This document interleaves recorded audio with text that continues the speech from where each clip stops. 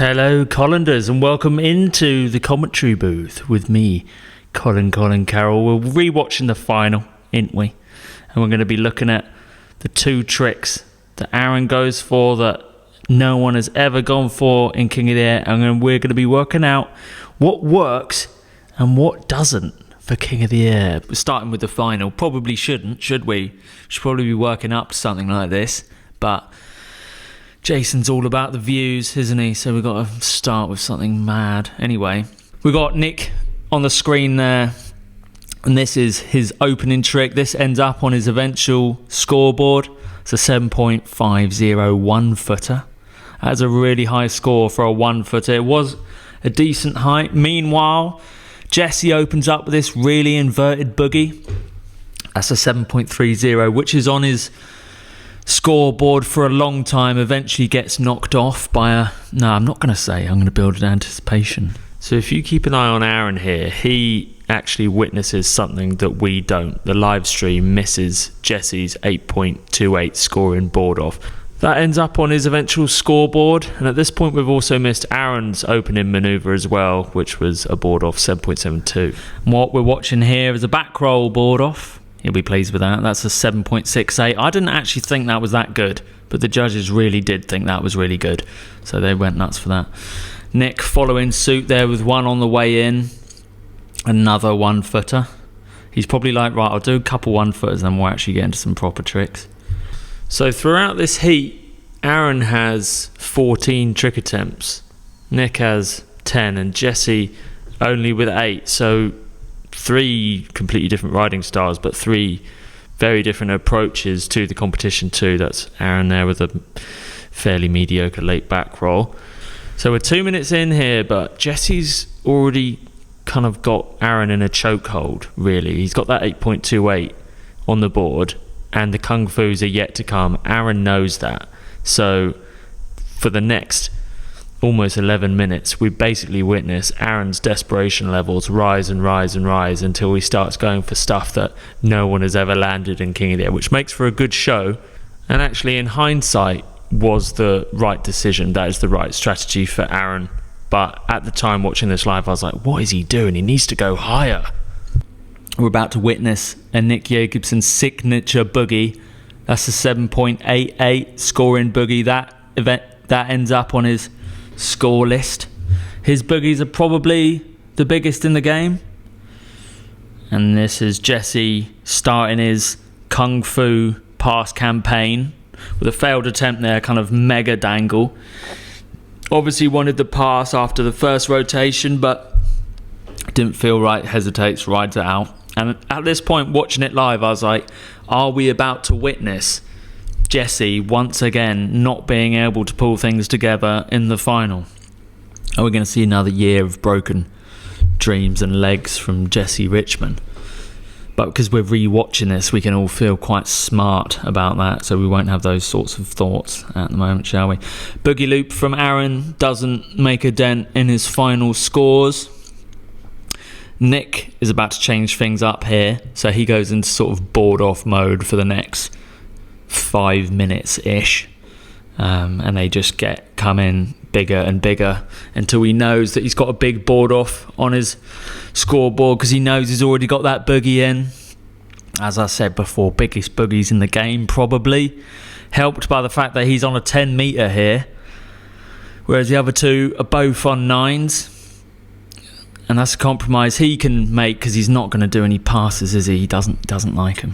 He doesn't quite stick that board off, but he does return to that, so that's kind of his strategy from the outset, I'd say. Get a one-footer and a boogie down, then concentrate on the board offs, which was the right thing to do. Jesse's second Kung Fu attempt there, again, another failed one. So I was starting to get the jitters here for Jesse. But he does manage to pull it together in the end, doesn't he? Thankfully. It's not some sort of, dark comedy that it had been over the past couple years of his King of the Air attempts.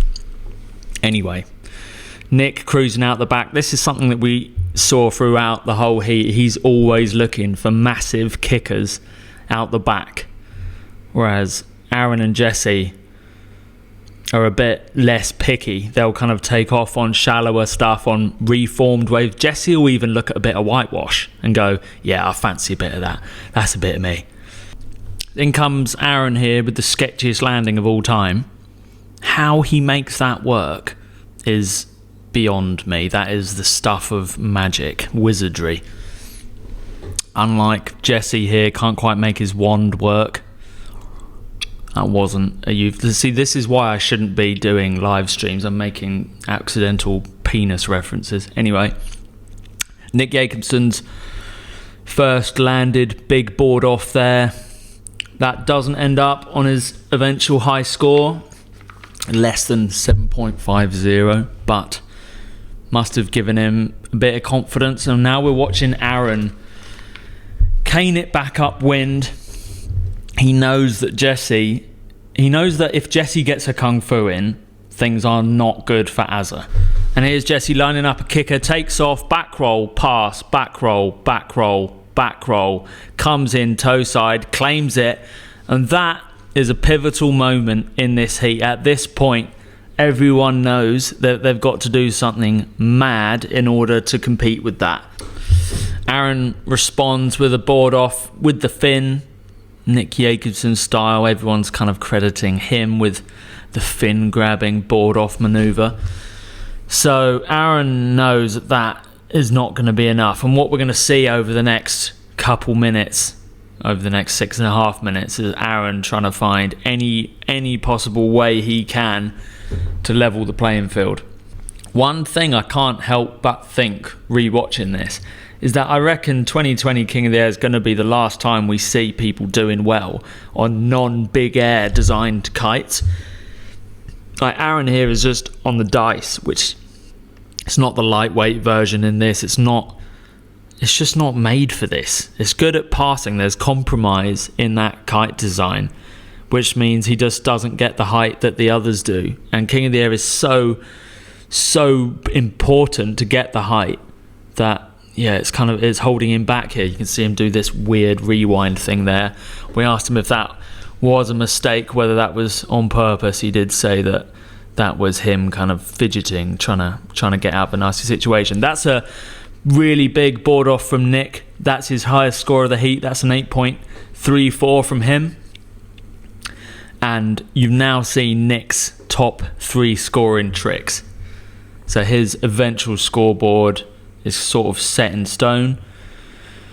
Jesse with a late back roll grab there. That doesn't make a dent, but will add to his overall impression score.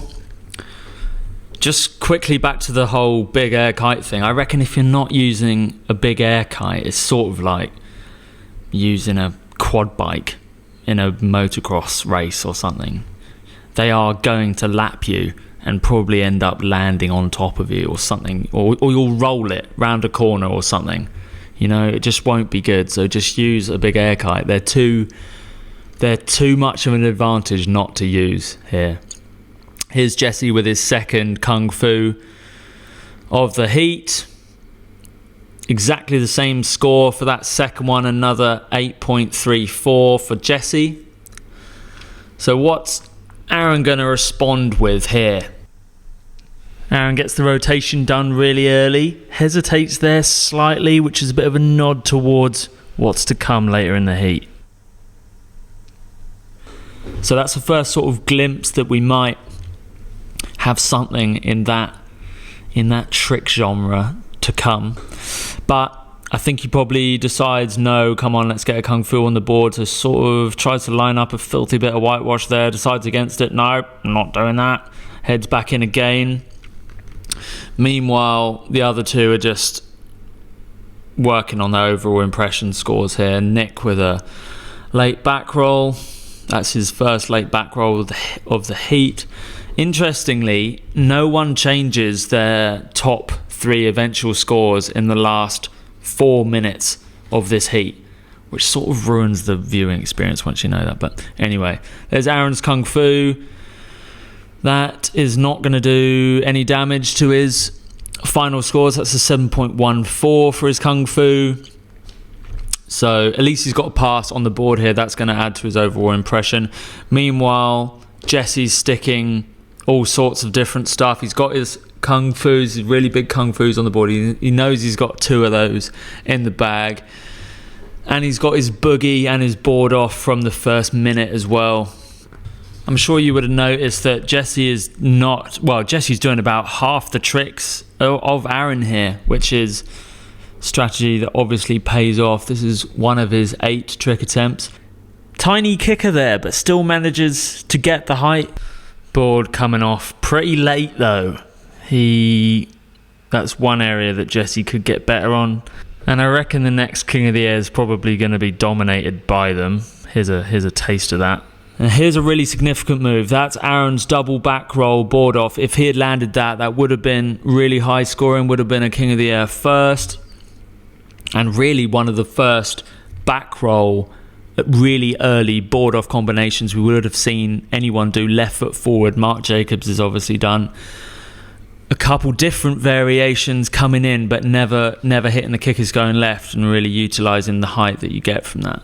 Nick with another move out the back. That doesn't change anything for him though, obviously, but does probably add to his overall impression score, which seemed, by the way, to have a really heavy skew towards extremity and height rather than variation, which is weird considering extremity and height is what your 3 counting tricks are. That's the criteria for those, so why would you have that for the overall impression score too? That doesn't make sense to me. Actually, I'd really like to see the overall impression score just be ditched completely. I don't think in an already really subjective judged sport like kiteboarding, we don't need this additional weird blurry thing to come in.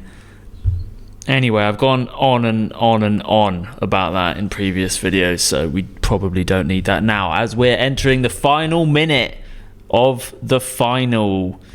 That didn't come out of my mouth how I imagined it, but that's fine because we're live and you can't make a mistake, you have to keep going. So here we are watching Jesse. He must be feeling pretty good here. I reckon if you said to him, look Jesse, I'll just rig it so you get your 2 massive kung fus and your board off, is that good? He would have said yeah. And that landing, by the way, let's have a quick replay of that. What is going on there? How has he managed to retain composure? And actually I think that clip probably captures Jesse's King of the Air experience to date. So we're in the last 15 seconds here. Aaron has to conjure up something mad here. And it's really interesting what he does go for. So that looks like a double back roll unhooky number, but actually that was a mega loop mob attempt. So he wanted to do the back roll, unhook as he's coming out of the rotation, as the kite is yanking him, and then pass the bar in that minuscule little window just after the yank, but before the kite shoots back up to catch him. It would have been absolutely mad if he had landed that. I would have got up, taken the TV off the wall, put it down at the top of the stairs and just ridden it straight down into the kitchen. That's how excited I'd be for that move.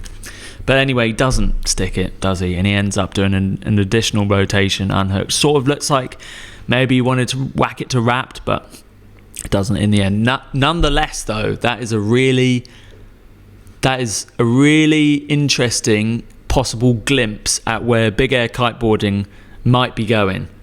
Because for people like Aaron, who can do it, that's going to be a really it's going to be risky and difficult, but it's going to be the way they can differentiate themselves over people that aren't going to be willing or able to do those sorts of moves, mega loop passes. So interesting times for big air kiteboarding for sure. Anyway, we're waiting for the scores to come in here. Let's just skip this bit. We don't need to watch it all in one go, Jason. Yeah, so Jesse, a worthy winner. They're the final scores. Weirdly, those final scores aren't the same. Like, if you total up all those scores, they don't actually add up to that, which really confused me and Jason for quite a long time. But what we've realised now that Red Bull have sent us the score sheet is that they just haven't refreshed yet. Like, for example, Jesse's second Kung Fu isn't on there yet, and Aaron's 8.05 actually gets scaled down to a 7.34 for that weird rewind thing he did. That was one of his 3 scoring tricks. And actually, I don't think that was worthy of an 8, so that was the right thing to do. Anyway, the totals of those scores are all correct. And Jesse is a really worthy winner, doing passes in a greater amount of wind than has ever been done, and finally finding the consistency after basically years of explosions, isn't it? That's to put it simply. We're going to do more analysis of heats. We're not sure whether this format is better than us cutting the heats up just to show you the significant bits, or whether to do it in one take like we have done here. So until KOTA 2021, if you've got a heat that you want analysed, let us know, and we'll bloody sit down and watch it a cajillion times and figure out what's happened. But until then, thank you to me as always, and we'll see you in the next one. Goodbye. Your 2020 Red Bull King of the Air champion in first place is Jesse Richmond!